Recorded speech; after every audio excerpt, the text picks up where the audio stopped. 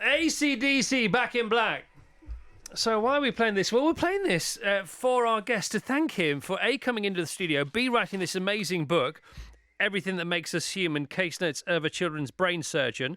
Jay Jayamohan is his name, but also because he plays rock and roll whilst operating on very small children's brains. Don't you, Jay? I was quite an accusatory thing, but yeah, I do. I love it. It's awesome. That was an awesome track, isn't it? It's an awesome track, but there's a reason that you do it, isn't it? Because if you want to stop thinking about, if you want to get into flow, you have to listen to music, is what you say. Correct. Ever since I was so I was 8 or 9, about that, and I had one of those.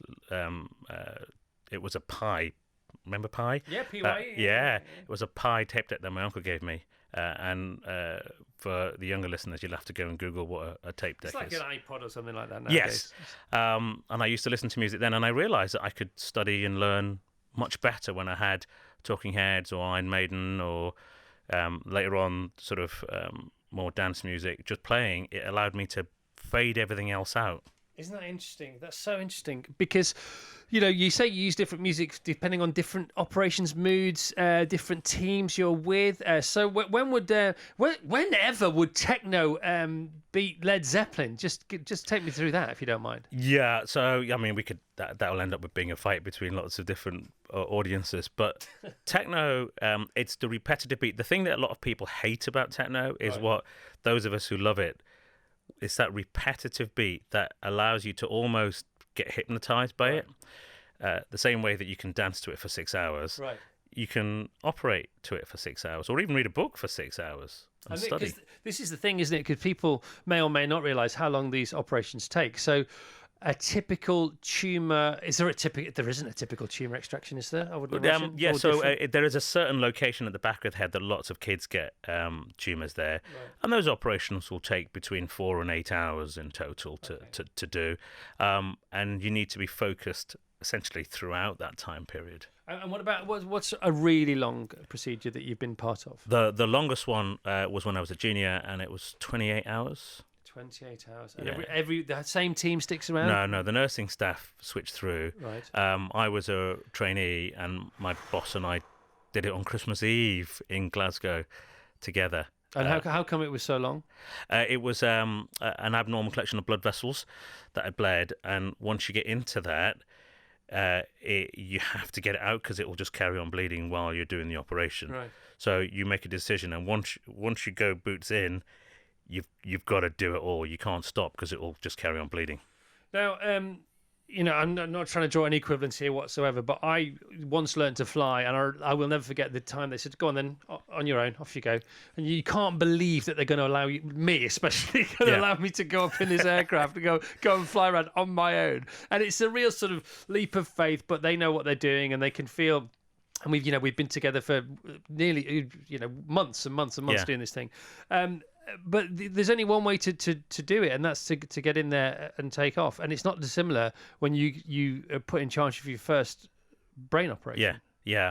You tend to do it gradually. You do little bits under your boss's supervision. Then you do easy operations. Exactly the same. Yeah. So you do wee bits.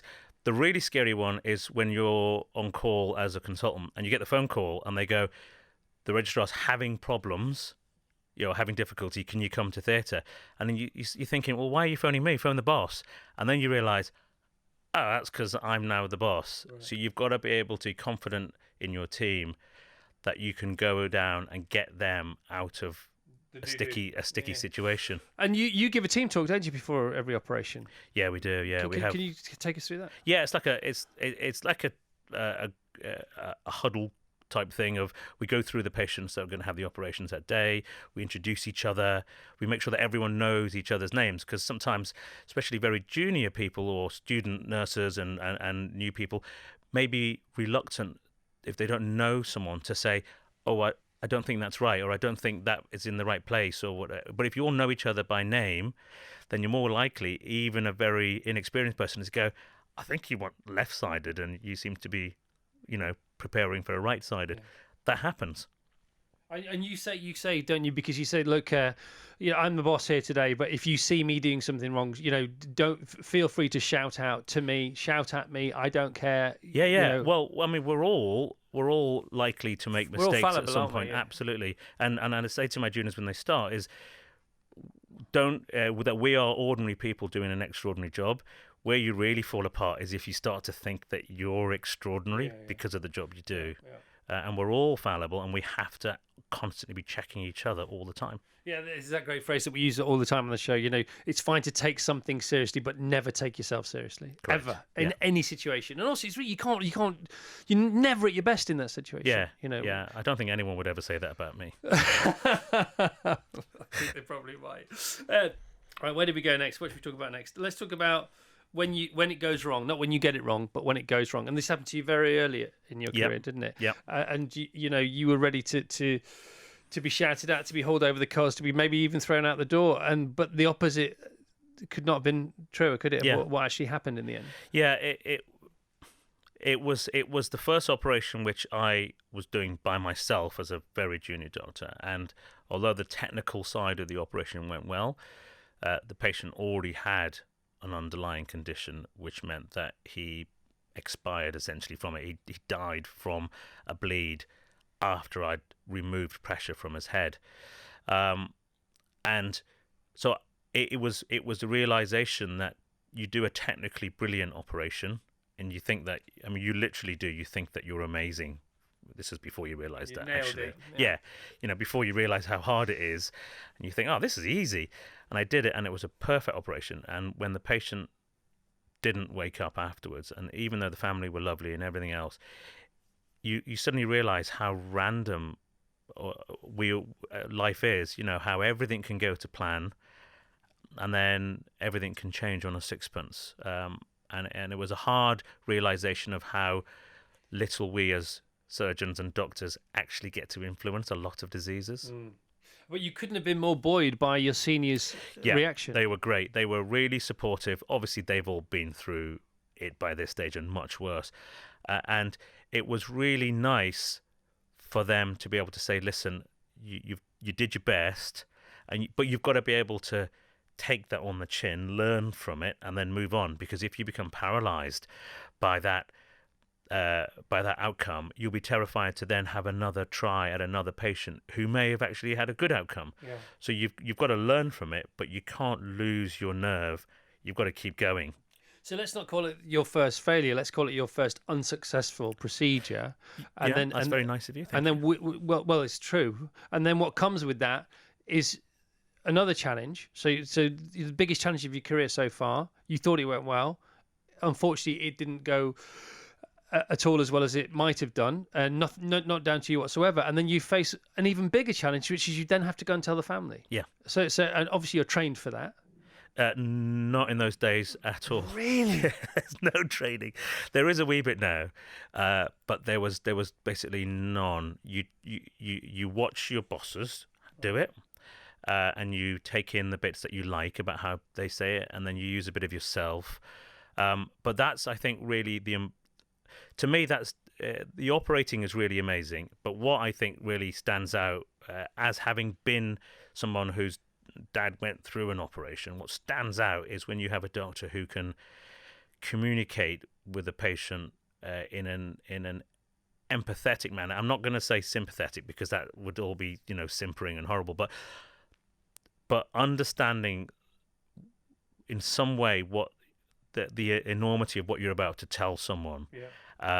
And explaining what happened in a way that they can understand at a time when their brain is closing down around them. If you're told this kind of information, to then try and keep going and get them to understand, while their brain is just going, I can't take anymore, I need to stop listening, but you've got to go through it. And I think that's to make or break about a good doctor or a good surgeon, is being able to do that. Okay, I mean, that's exhausting to listen to, and that's just the first one you did. How many years ago was that? 20 years ago. And so approximately how many procedures have you been part of since then? Thousands and thousands. Yeah. And just listening to, I read that story yesterday. Now you told me that story, and it's just for the untrained brain. You just think how, A, how, B, how, C, how, and how long and how do you keep going and all those kind of things. But that was your first sort of solo, if you like. Yeah. And then I was thinking, a friend of mine told me this once, who's also a surgeon, very successful, brilliant human being. And he said, I do his accent, but I don't, because then you know who I'm talking about. But he says, straight off the bat, it's watch one, do one, teach one. Yeah. And I thought, I wonder if it's the same for you. And then I turned to your next chapter, and it's called that, isn't it? Because that's the rule of thumb, isn't it? Yeah. You've got to get on with it. Yeah. So it's watch one, do one, teach one. Yeah. Off you go. Yeah, it's slightly more structured now, but yeah, basically once you're good enough to do it, can you do this operation? Yes, I can, sir. Right. Off you go. Off you go. Fill your boots. Yeah. All right, let's play another record to give people a chance to recover, because it's like reading the book. And it's much shallower. I hope than reading we're the not book. depressing everyone on a breakfast stop. morning. You're not depressing anyone. You got to get. It's funny. You're doing the opposite. You're inspiring people. Honestly, I promise you, I wouldn't lead people down that. I'm That's sure not what this show's about. But no, it's a big, heavy subject, but that doesn't mean it's dark or depressing. I don't think it's either of those things. How much has it come on in the last 10 years, 2 decades, brain surgery? A lot. Our understanding has moved on some. Technology, the equipment we can use during an operation to lower the risks for the patient and to maximise our success rate has changed significantly over that time period.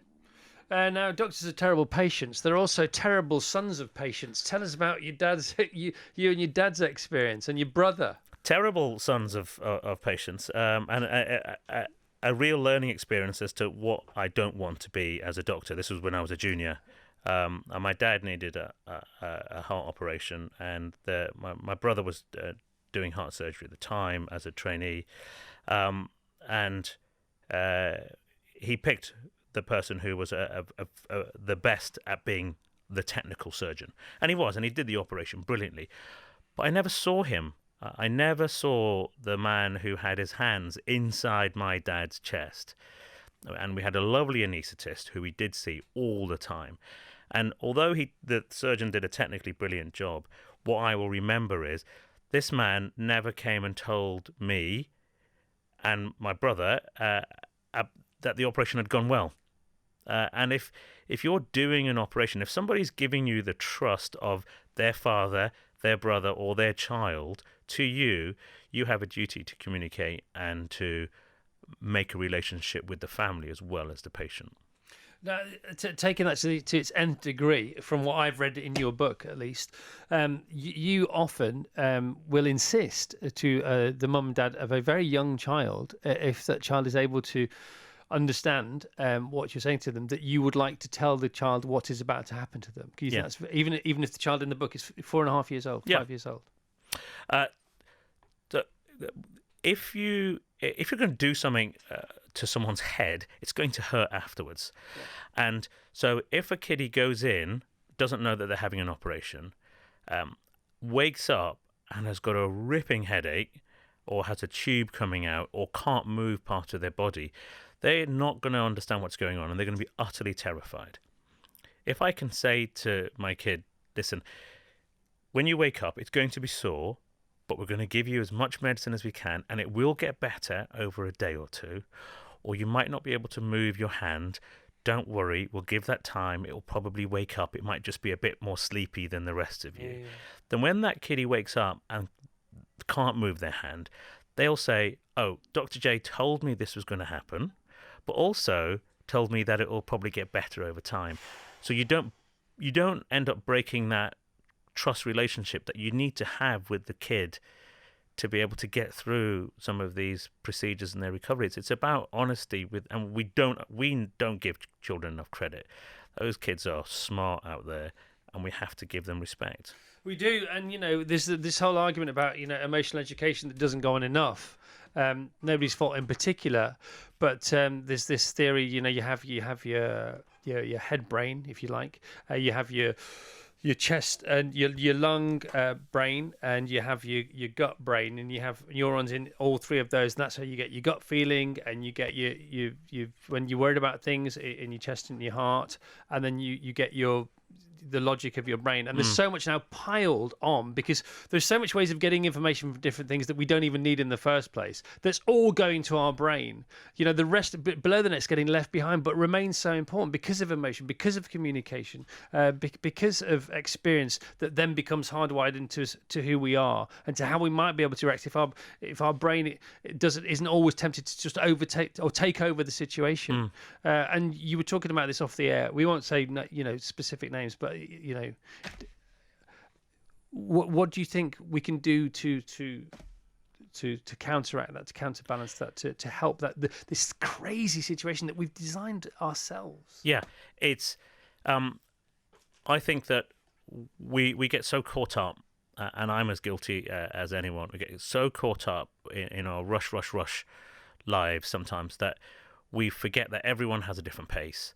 And if you imagine what would happen if someone was to start shouting at somebody with a clear physical impairment in the street, or giving them abuse, there would be an outcry.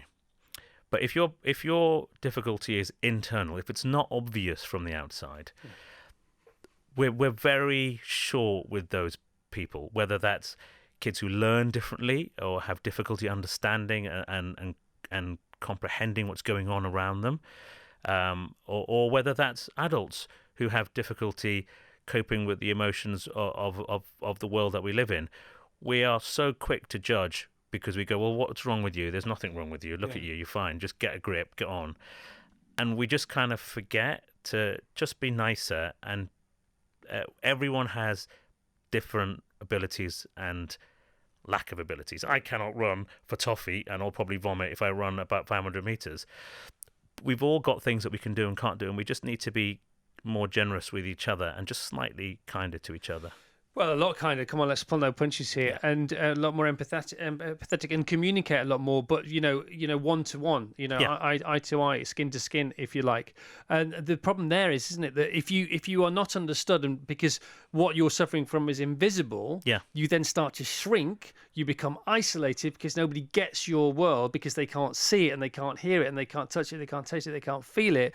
And then the more isolated you become, the more removed from society you become, and that there lies rage, and who knows what could happen after that. So some of my children will have, if they're growing up with difficulties, so that I've operated on, then what happens is they can sometimes translate that into physical problems. So it's a form of anxiety and worry that comes into physical and problems. anger. Yeah, and we have to explain to them, listen, we think this is coming from your sadness that you can't do what all your kids can or all your mates can now do.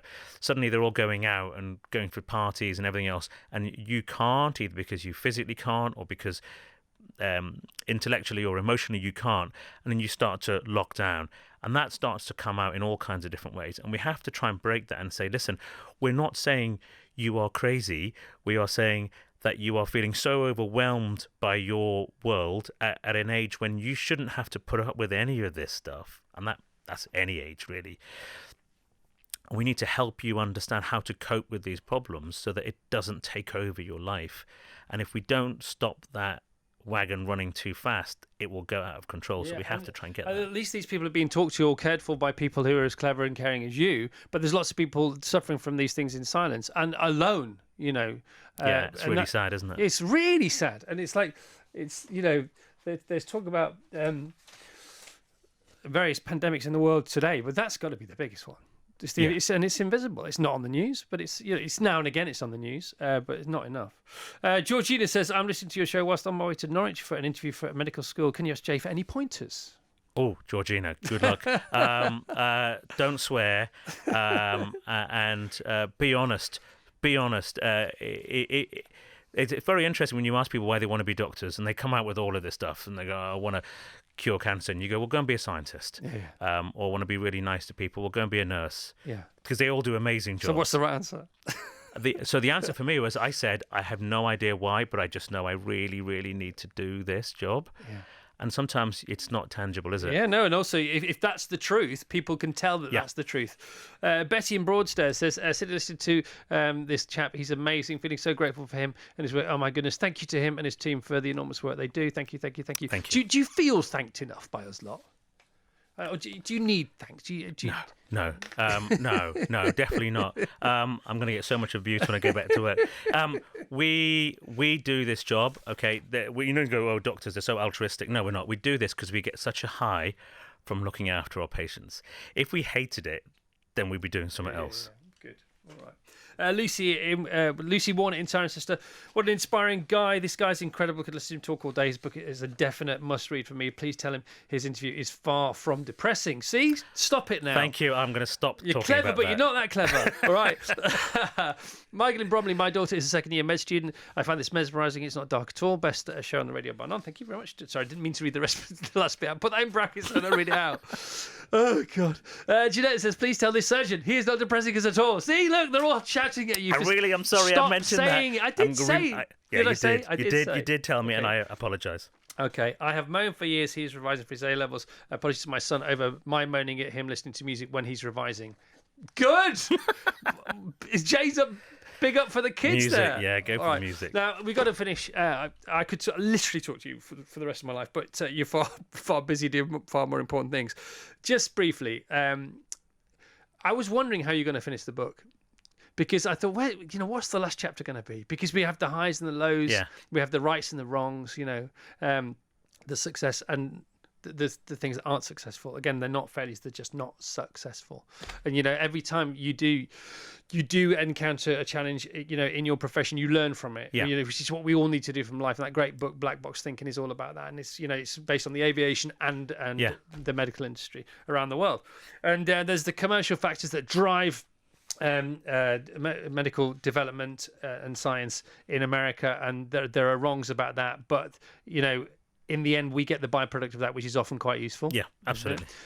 So I was thinking, how's he going to finish the book? What kind of rainbow chapter is there going to be? And it's actually not a rainbow chapter. It's a very sober chapter, isn't it? And it for me, it was about a family who completely got the situation more than any other family that you'd work with. Is that why you chose to end the book like that? Because it's about that packing that into our lives. That kiddie had a shortened lifespan, but most of these stories are conglomerates of a few different patients to try and keep anonymity. But I think a lot of patients will recognise bits of themselves and won't mind at all. I'm sure. No, and I've checked. But what it is, it's about however long we've got in the world, we need to pack it in, get as much done, don't waste time, enjoy yourself and do everything that you've ever wanted to do. Just do it, because you literally, this is the time we've got to use it and enjoy it. Okay, and the patient in question, real or an amalgamation of various children, keeps on going. Yeah, keeps on turning up. Yeah, so that patient just came back, and I kept saying, I'm not going to do any more. Look, this is it. This is my last one. Yeah. And they bounced back. Yeah. And they were so good. And then the parents would show me the videos of what they've been doing, and would say, yes, we want some more of this. And the kid would, after a bit, when they got a bit older, say, yes, I want more of it. Yeah. And I'd say, right, okay. And again, although it's a young child, they're the ones who have to suffer the consequences. Yeah. And if they're prepared to put up with that, then why not? Who am I to shy away from this? Until you get to a point where you say, actually, it's now starting to be detrimental. It's different. Yeah. Things have just changed. Yeah. And the parents got it, and they said, thank you. And we've really, really, we've done so much in the time that we've had. And now that's our time. And it was an incredibly moving decision by, young parents who really, they got it, as you say. Well, it is fantastic. Well, you're a fantastic human being, and thank you so much. What are you doing this afternoon? I'm going to court. Going to court, because that's part of your job as well, Yeah. isn't it? Yeah. Because of things that you may have discovered during an operation that you may need to inform the authorities about. Yeah, we won't talk about that now. No, but it's all part and parcel of the same thing. It's part and parcel of life. Oh, what a story. What do you do on your days off? Waste time with my kids, just mucking about, taking them places, and playing console games and Okay. eating crisps. All right, that's why you can't run more than 500 metres without throwing up. Okay, so he does get some things wrong, everybody. He's not a complete saint here on planet Earth. So many wrong things about me. Jay, thank you. It's a real pleasure to meet you. Thank you very much. Well done, indeed. pal. Thank you. The book is Everything That Makes Us Human, Case Notes of a Children's Brain Surgeon. The Chris Evans Breakfast Show with Sky.